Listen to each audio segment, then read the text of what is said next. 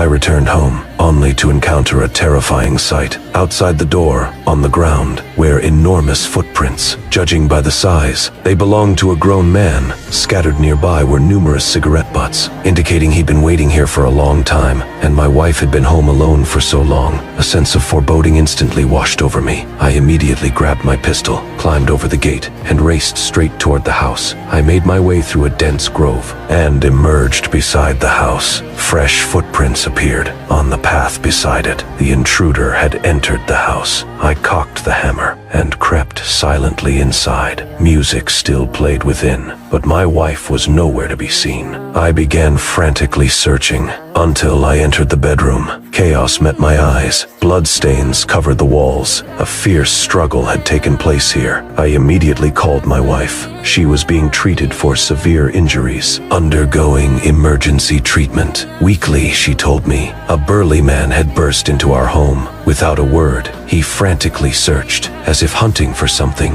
Finding nothing, he flew into a rage and brutally attacked her. My brother also informed me the assailant left in a green taxi. Seeing my wife covered in wounds, I vowed silently to track down this man. The next day, I drove through the city searching relentlessly for that green taxi. Soon, on a side street, I spotted it, but I didn't act. I noted the company name on the door. That evening, I went to the taxi company, pretending to ask the attendant for help. The moment he opened the door, I swiftly slipped on a pair of stockings. As the door swung open, I forced him inside at gunpoint. Then I pulled up all the driving records. I discovered one car had stopped outside my house before I returned home. The driver was a young man named Leo. I dug out the file and studied his photo. I ransacked the office to make it look like a common robbery. Early the next morning, I waited at the company entrance and saw Leo starting his shift. I immediately followed him. He pulled over to wait for passengers. I walked up quickly,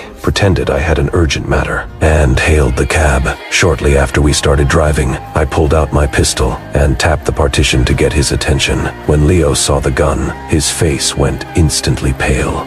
I made him recount the trip to my house 3 days prior. It was a long-distance fare, and he remembered it clearly. The passenger was a burly, broad-shouldered man who came straight from the airport and got into his car. He gave the estate address and told him to drive there. Upon arrival, the man made him wait at the gate while he went inside alone. About an hour later, the man finally emerged and had him drive back to the airport. Leo spilled everything he knew, pleading for mercy, but I raised the gun, aimed it at his head, and pulled the trigger without hesitation.